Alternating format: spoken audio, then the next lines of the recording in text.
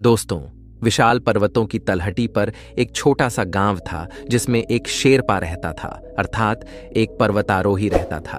वह पर्वतारोही लोगों को राह दिखाया करता था। वह लोगों को ऊंचे पर्वतों पर ले जाता और उन्हें सही सलामत वापस ले आता। इसी प्रकार शेरपा एक दिन कुछ लोगों को लेकर पर्वत की चढ़ाई पर गया था, लेकिन अचानक उस दिन एक दुर्घटना हो गई। उस शेरपा के पैरों में गहरी चोट लगी और उनके एक साथी की जान भी चली गई, जिस कारण उसे बहुत तकलीफ हुई और वह शेरपा अपने आप को माफ नहीं कर पा रहा था। उसके बाद से वह शेरपा कभी भी उन ऊंचे पहाड़ों पर नहीं गया। वह वहीं पास में रहकर एक छोटी सी दुकान चलाने लगा। देखते ही देखते समय बीता और अब उस शेरपा का लड़का भी जवान होने लगा था। वह भी अपने पिता के साथ उस दुकान पर पिता का हाथ बढ़ाया करता था। अपने बचपन काल से ही लोगों को पहाड़ की चढ़ाई चढ़ते देखता रहता और उनके बारे में बातें करते सुनता कि पर्वत शिखर से दुनिया अलग दिखती है। इसलिए उस लड़के के मन में भी हमेशा उस पहाड़ को चढ़ने की लालसा रहती थी। लेकिन जब भी वह अपने पिता से कहता, पिताजी, मैं भी इस पहाड़ पर चढ़ना चाहता हूं, मैं भी जाकर वहां की दुनिया देखना चाहता हूं, तब उसके पिता उसे हमेशा मना कर देते और कहते, बेटा, ऊपर जाने में बहुत खतरा है, वहां बहुत जोखिम है, वहां तुम्हारी जान भी जा सकती है, पहाड़ों पर कुछ भी हो सकता है, वहां बहुत चलना पड़ता है, बहुत मेहनत करनी पड़ती है और इन पहाड़ों पर तुम्हारा पैर भी फिसल सकता है। तुम उन लोगों की बातों में मत आओ, तुम यहीं रहकर आराम से अपना जीवन बिता सकते हो। जब वह लड़का अपने पिता से ऊपर चढ़ने की बात करता, तब उसके पिता वहां जाने से उसे रोक देते। एक दिन उस लड़के ने यह ठान लिया कि मुझे जीवन में कम से कम एक बार उस पहाड़ पर चढ़कर देखना है। मुझे खुद महसूस करना है कि वहां की दुनिया कैसी है, नहीं तो मैं पूरे जीवन भर केवल इस दुकान पर ही रह जाऊंगा।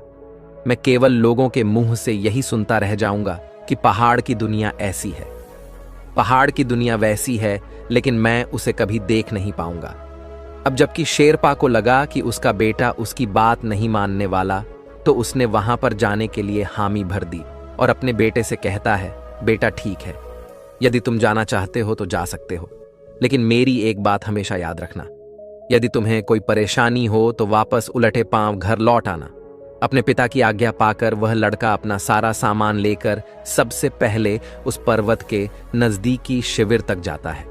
यह सभी का पहला पड़ाव होता है जहां से लोग चढ़ाई शुरू करते हैं, जहां पर लोग पहली और आखिरी बार रुकते हैं और जहां पर लोग पर्वत से नीचे उतरकर पहली बार विश्राम करते हैं। उस लड़के ने उसी शिविर में काम करना शुरू कर दिया। यहां पर रहकर उसे और भी लोगों से उस पर्वत के बारे में जानने को मिल रहा था। यहां पर रहकर उसके दो काम पूरे हो रहे थे। पहला तो वह अपनी यात्रा के लिए कुछ पैसे जोड़ पा रहा था और दूसरा, वह आते जाते लोगों से वहां की यात्रा और शिखर के बारे में जानकारी हासिल करने लगा। देखते ही देखते करीब 2 हफ्ते बीत गए और 2 हफ्तों के बाद जब उसने पर्याप्त धन इकट्ठा कर लिया तो उसने तय किया कि वह अगले हफ्ते ही यात्रा प्रारंभ करेगा। लेकिन जब उसने कुछ लोगों से बात की तो उन लोगों ने उस लड़के से कहा, बेटा, यहां का रास्ता बहुत कठिन है, तुम दूसरे शिविर पर जाओ, वहां से तुम्हें चलने में आसानी होगी। लड़के ने उन लोगों की बात मान ली और वह इस शिविर को छोड़कर दूसरे शिविर पर जा पहुंचा। यहां पर भी वह तरह तरह के यात्रियों से मिलता रहा, लोगों से बात करता रहा और उसने वहां की कई कहानियां भी सुनी। नए नए रास्तों और शिखर के बारे में तरह तरह की जानकारी हासिल की। फिर एक दिन वह सुबह सुबह अपने मार्ग पर आगे बढ़ चला। जब वह उस पहाड़ की चढ़ाई कर रहा था, तभी रास्ते में उसे एक अनुभवी शेरपा मिला जो वहां पर बैठा हुआ था और वह करीब अधेड़ उम्र का था। उस अनुभवी शेरपा से लड़के की मित्रता शिविर में ही हो चुकी थी। तभी वह अधेड़ उम्र का आदमी उस लड़के से पूछता है, बेटा, तुम उल्टी दिशा में क्यों जा रहे हो? तुम्हें तो सीधी दिशा में जाना चाहिए। तभी वह लड़का जवाब देते हुए कहता है, बाबा, मैंने यहां पर शिविर में रहकर यहां से आने जाने वाले यात्रियों की सभी बातें सुनी हैं और जानी हैं, यहां की कहानियां भी सुन ली हैं। इसलिए मैं अब और अधिक ऊपर नहीं जाना चाहता हूं, क्योंकि मैंने यहां के बारे में अब सब कुछ समझ लिया है। इसीलिए मैं वापस घर जा रहा हूं। उस लड़के की यह बात सुनकर वह बाबा जोर जोर से हंसने लगता है। तभी वह लड़का बड़े आश्चर्यचकित होकर उस बाबा से कहता है, क्या हुआ बाबा? आखिर मैंने ऐसा क्या कह दिया कि आपको इतने जोर से हंसी आने लगी? तभी वह बाबा उस लड़के से कहता है, बेटा, पहाड़ और रास्तों को समझा नहीं जाता, बल्कि उन्हें अनुभव किया जाता है, उनका आनंद लिया जाता है। आगे वह बाबा उस लड़के से कहता है, बेटा, तुम्हें एक पल के लिए सोचो, आखिर एक इंसान पहाड़ की चोटी पर क्यों चढ़ता है? क्योंकि वह इंसान खुद को बेहतर तरीके से जानना चाहता है। वह तो खुद की कमियों को जानना चाहता है, तभी तो वह खुद की यात्रा पर निकलता है। और जो खुद की यात्रा पर निकलता है वह इंसान कहीं पहुंचता नहीं, बल्कि वह भीतर से पूरी तरह से बदल जाता है। वो लड़का उन बाबा की बात बहुत ध्यानपूर्वक सुन रहा था। तभी बाबा उस तरीके से कहते हैं, बेटा, ये यात्रा किसी भी इंसान के लिए बहुत महत्वपूर्ण होती है, लेकिन इंसान इस यात्रा में 2 गलतियां करता है। पहली गलती यात्रा शुरू न करना और दूसरी यात्रा खत्म न करना। आगे वह बूढ़ा बाबा उस लड़के से कहता है, बेटा, मैं तुमको कई दिनों से देख रहा हूं। शुरू में तुम बहुत उत्सुक थे, बहुत उत्साही थे, लेकिन अब तुम्हारे अंदर वह उत्सुकता नजर नहीं आती। आखिर तुम्हारे भीतर का वह उत्साह कहां गया? तुम इतने उत्साह के साथ इस पर्वत पर चढ़ाई करने आए थे, लेकिन आज देखो, तुम वापस घर क्यों जा रहे हो? क्या कोई बात है? क्या कोई ऐसी बात है जो तुम्हें यह करने से रोक रही है?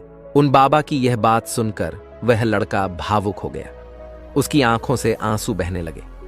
वह उस बाबा से कहता है, बाबा, मेरे पिताजी भी एक शेरपा हैं। पहले लोगों को इस पहाड़ पर ले जाया करते थे और उन्हें सही सलामत वापस भी लाया करते थे। लेकिन एक दिन एक दुर्घटना घट गई। उनका पैर फिसल गया, जिस कारण उन्हें पैर में बहुत गंभीर चोट आई और उनके साथ उनका एक साथी भी मारा गया। इस प्रकार उस लड़के ने अपने पिता के साथ बीती हुई उस घटना के बारे में उस बाबा को सब कुछ बता दिया।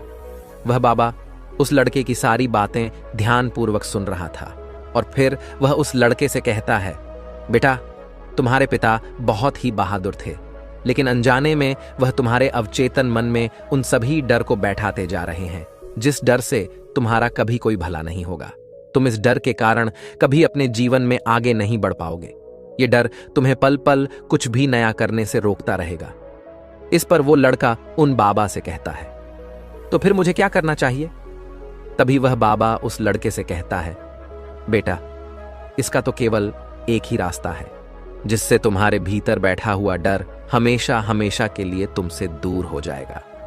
लेकिन उसके लिए मेरी एक शर्त है। इस पर वह लड़का कहता है, बाबा, बोलिए, आपकी क्या शर्त है? तभी वह बाबा उस लड़के से कहता है, बेटा, जब तुम्हारा हार मानने का मन करे या फिर यात्रा छोड़ने का मन करेगा, तब तुमको मेरी बात बहुत ही शांतिपूर्वक और ध्यान से सुनी होगी। क्या तुम इसके लिए तैयार हो? वह लड़का कुछ देर के लिए सोच विचार में पड़ गया और मन ही मन यह सोचने लगा कि आज तक मुझे इस तरह से किसी ने नहीं समझाया। हो सकता है कि बाबा सचमुच मेरे मन से डर निकाल दें और मैं अपने जीवन में कुछ हासिल कर पाऊं। यदि मैं यूं ही चला गया तो पिताजी फिर मुझे कभी वापस नहीं लौटने देंगे और न ही मुझे वह कभी वह करने देंगे जो मैं करना चाहता हूं। इसीलिए मुझे एक बार इन बाबा की बात मान लेनी चाहिए। यह सोच विचार कर वह उन बाबा की बात मान लेता है और अगले दिन सुबह सुबह वह दोनों पर्वत की चढ़ाई के लिए निकल पड़ते हैं। वह बाबा उस लड़के को बताता है कि आज दिन ढलने से पहले हमें कम से कम 15 किलोमीटर तक की चढ़ान को चढ़ना होगा। वे लोग धीरे धीरे करके आगे बढ़ते रहे। जैसे जैसे वह उस पहाड़ पर चढ़ते जा रहे थे, रास्ता और भी कठिन होता जा रहा था, रास्ता और भी सफल होता जा रहा था। चलते चलते करीब उन्होंने 3 किलोमीटर तक का रास्ता तय कर लिया। तभी अचानक उस लड़के ने एक सुंदर दृश्य देखा। उसने देखा कि वहां पर एक छोटा सा घर था और साथ ही पास ही में एक छोटा सा ठेला लगा हुआ था। लड़के ने यह भी देखा कि वहां पर 2 लोग बैठे हुए और खाने की बहुत ही बढ़िया खुशबू आ रही है। तभी लड़के के मन में अचानक एक विचार उत्पन्न हुआ कि क्यों ना हम भी कुछ देर के लिए यहीं पर रुक जाएं। उसने तुरंत ही उन बाबा को आवाज दी और कहा, बाबा, क्यों ना हम भी कुछ देर के लिए यहीं पर रुक जाते हैं, थोड़ा सा आराम कर लेते हैं। इस पर वह बाबा कहता है, बेटा, अभी तो हमने चलना शुरू किया है। यदि हम यहीं पर रुक गए तो हमारे दिन का लक्ष्य पूरा नहीं हो पाएगा। तभी वह लड़का बाबा से कहता है, बाबा, केवल थोड़ी देर के लिए हम कुछ खा लेते हैं। इस पर बाबा मुस्कुराने लगे और उस लड़के से कहते हैं, बेटा ध्यान से सुनो, यह स्वयं की यात्रा में आने वाली पहली रुकावट है। यह उस पल पैदा होती है जिस पल हम अपने लक्ष्य को छोड़कर अपने आसपास की चीजों पर ध्यान देने लगते हैं। जब हमें ऐसा प्रतीत होता है कि हमें इन चीजों से सुख मिलेगा तो हम इनकी ओर मुड़ जाते हैं, हम इनकी तरफ खींचे चले जाते हैं, और जिस पल हम इन लालच पर ध्यान देने लगते हैं उसी पल हम अपना रास्ता भटक जाते हैं। लेकिन यदि तुम चाहो तो इस मानसिक स्थिति में भी अपना सही निर्णय ले सकते हो, इसलिए मन को स्थिर करो और चलते रहो। लड़के ने बाबा की बात मान ली और चुपचाप खड़ा होकर मन मारकर वह उन बाबा के पीछे पीछे चलने लगा। देखते ही देखते पूरा दिन बीत गया। पहले दिन की यात्रा थका देने वाली थी लेकिन बहुत सुंदर भी थी। अगले दिन का रास्ता और भी कठिन था, इसलिए उन बाबा ने उस लड़के को सुबह जल्दी उठा दिया और फिर वे दोनों मार्ग में आगे की ओर बढ़ चले। उन्होंने अभी कुछ ही चढ़ाई चढ़ी थी कि तभी वहां पर जोरों की बारिश होने लगी और देखते ही देखते बारिश और भी तीव्र होने लगी। उन दोनों के कपड़े अब पूरी तरह से गीले हो चुके थे। लड़का तो ठंड में ठिठुरने लगा था, उसके हाथ पैर कांपने लगे थे। तभी वह मन ही मन खुद को कोसने लगा और कहने लगा, काश मैंने इनकी बात न मानी होती, मैं तो बेवजह ही इनकी बातों में आ गया। अच्छा खासा मैं घर जा रहा था, इस समय तुम्हें घर पर बैठकर गरम गरम खाना खा रहा होता, घर पर आराम से विश्राम कर रहा होता। यह सोचता हुआ वह लड़का आगे बढ़ रहा था कि उसका ध्यान भटक गया और रास्ते में पड़े हुए एक पत्थर से उसका पैर टकरा गया और वह लड़का गिर गया। तब वह लड़का जोर से चिल्लाकर कहता है, हे बुढ़े बाबा, मैं तो आपकी बातों में बेवजह ही आ गया। मैं तो घर पर ही बढ़िया था, कल से ठीक से खाना तक नहीं खाया और आज इतनी तेज बारिश में मैं बेवजह ही परेशान हो रहा हूं। हे बाबा, मैं अब घर जाना चाहता हूं, मुझे आज्ञा दें। उन बाबा ने उस लड़के की किसी भी बात का जवाब नहीं दिया, बल्कि वो चुपचाप उसकी सारी बातें सुनते रहे, उसकी मनस्थिति को समझते रहे। और कुछ देर बाद वो उस लड़के से कहते हैं, बेटा मेरे गुरु कहा करते थे कि सावधान रहो, शिकायत मत करो। इस पर पलट का कहता है, बाबा आप क्या कहना चाहते हैं, मेरी को समझ में नहीं आ रहा। तभी वो बाबा एक बार फिर मुस्कुराने लगा और उस लड़के से कहता है, बेटा खुद को जानने की यात्रा में, खुद को जीतने की यात्रा में दूसरी आने वाली सबसे बड़ी रुकावट पसंद और नापसंद। इस समय हम कहीं और हैं लेकिन होना कहीं और जाते हैं। इस समय इस पर्वत पर तेज बारिश हो रही है लेकिन तुम गर्म कंबल पर सोना चाहते हो। जब हमारे भीतर इस प्रकार के विचार उत्पन्न होने लगते हैं तो हमारे भीतर तनाव पैदा होने लगता है और इस तनाव से हम पूरी तरह से परेशान हो जाते हैं। हमारा ध्यान भटक जाता है और इस परेशानी के कारण हम कुछ न कुछ गलती अवश्य कर देते हैं और फिर हम खुद को ही कोसने लग जाते हैं और आखिर में हम उस यात्रा को वहीं पर समाप्त कर देते हैं। इसलिए मेरी एक बात और याद रखना कि कभी भी निराश होकर पसंद और नापसंद के चक्कर में मत उलझना, क्योंकि पसंद और नापसंद का यह बोझ तुम्हें कभी चैन से सोने नहीं देगा और इसमें यदि तुम फंस गए तो तुम कभी इससे निकल नहीं पाओगे और तुम कभी भी अपने कार्यों में सफल नहीं हो पाओगे और इसी कारणवश तुम अपने कार्य में कभी निरंतरता भी नहीं ला पाओगे। इसलिए तुरंत ही अपना ध्यान उम्मीदों से हटाकर इस क्षण में ले आओ। अपने चारों ओर देखो, यह पर्वत बारिश में कितना शांत है, चारों तरफ कितनी खामोशी है। उन बाबा की यह बात सुनकर उस लड़के ने शिकायत करना बंद कर दी और कुछ ही देर में वह शांत हो गया और तब उसे इस बात का एहसास हुआ कि वह निराश केवल अपनी उम्मीदों के कारण हो रहा था। उसे इस बात का भी एहसास हुआ, हाँ इस समय थोड़ी सी असुविधा जरूर है लेकिन समय आते ही इसका समाधान हमें मिल जाएगा। ये विचार आते ही उसका मन पूरी तरह से शांत हो गया और वह भी पहाड़ की उस शांति को महसूस करने लगा और फिर वह बाबा के पीछे पीछे फिर से एक बार आगे बढ़ने लगा। देखते ही देखते अब 2 दिन निकल चुके थे। अगले दिन सुबह की यात्रा शुरू करने से पहले उस लड़के के मन में पुरानी बातें घूम रही थीं और अब उस पर आलस हावी होने लगा था। अब उसके मन में तरह तरह के विचार आने लगे थे। वह लेटे लेटे यह सोच रहा था कि मैं अब और चढ़ाई करके क्या करूंगा, मेरा ऊपर जाकर कोई लाभ नहीं, मुझे ऊपर जाकर क्या फायदा मिलेगा। जो लोग अब तक शिखर पर जा पहुंचे हैं उन्हें भी तो कुछ खास नहीं मिला, तो फिर मैं भला इतनी मेहनत क्यों करूं? यदि इतनी मेहनत मैं अपने पिताजी के साथ अपने पिताजी की दुकान पर करूं तो वहां पर मुझे अवश्य लाभ होगा। वह लड़का लेटे लेटे इन्हीं विचारों में खोया हुआ था। तभी वह बाबा उस लड़के से कहते हैं, बेटा याद करो, तुमने यह यात्रा क्यों शुरू की थी? तुमने यह यात्रा शिखर पर जाने के लिए नहीं की थी। तुमने तो यह यात्रा अनुभव प्राप्त करने के लिए की थी, खुद को जीतने के लिए की थी, और यह पूरी यात्रा ही शिखर है। उन बाबा के मुख से यह सुनकर वह लड़का कुछ देर के लिए सोच विचार में पड़ा और फिर वह उन बाबा से कहता है, बाबा आप ठीक कहते हैं, लेकिन अब मुझे और ऊपर जाने की कोई इच्छा नहीं है। अब मेरा बिल्कुल भी मन नहीं है कि मैं आगे की यात्रा करूं। इस पर बाबा उस लड़के से कहते हैं, बेटा भारीपन और दिमाग की सुस्ती, बहुत नींद आना, थकावट लगना और कुछ भी करने की इच्छा न होना, ये सभी मन के विकार हैं। कि तुम इन विकारों में फंस गए तो इसका अर्थ यह हुआ कि तुम एक जेल में बंद हो जाओगे, और इस जेल में रहते हुए तुम थोड़ी सी भी कठिनाइयों के आते ही हार मान लोगे, क्योंकि यहां पर तुम्हारी बुद्धि की तर्क शक्ति भी तुम्हारा साथ नहीं दे पाएगी। इसलिए आलस छोड़ो और तुरंत उठो और मेरे साथ चलो। उन बाबा के इतना कहने पर उस लड़के को उन बाबा की बात याद आई। उन बाबा ने सफर शुरू होने से पहले ही कहा था कि जब भी तुम्हारा मन हारने के लिए कहेगा तब तुम्हें मेरी बात ध्यानपूर्वक सुननी होगी। लड़के को अपना वादा याद आ गया। वह तुरंत ही उठ खड़ा हुआ और दोनों ने अपना सफर फिर एक बार प्रारंभ किया। देखते ही देखते शाम का वक्त हो चुका था और शाम के वक्त लड़का को उस पर्वत पर कुछ ऐसे लोग मिले जिनकी तैयारियां उनसे कहीं ज्यादा आधुनिक थीं। उनके पास आधुनिक उपकरण थे। यह देखकर वह लड़का मन ही मन सोचने लगा, इनके पास तो इतने आधुनिक उपकरण हैं, ये तो अवश्य ही इस पहाड़ की चढ़ाई को चढ़ लेंगे, लेकिन मेरे पास तो कुछ भी नहीं है। यदि मैं असफल हो गया तो मेरे पिताजी क्या कहेंगे? इस प्रकार के विचार आते ही वह एक बार फिर से निराश हो गया और एक जगह पर खड़ा होकर उन्हीं के बारे में सोचने लगा। यह देखकर वह बाबा उस लड़के से कहते हैं, बेटा यही आखिरी पड़ाव है। ऐसी मानसिक स्थिति में हमारे ऊपर संदेह हावी हो जाता है। हमारे भीतर तरह तरह के सवाल पैदा होने लगते हैं। क्या मैं यह कर पाऊंगा? यह मुझसे नहीं हुआ। यदि मैं असफल हो गया, लोग क्या कहेंगे?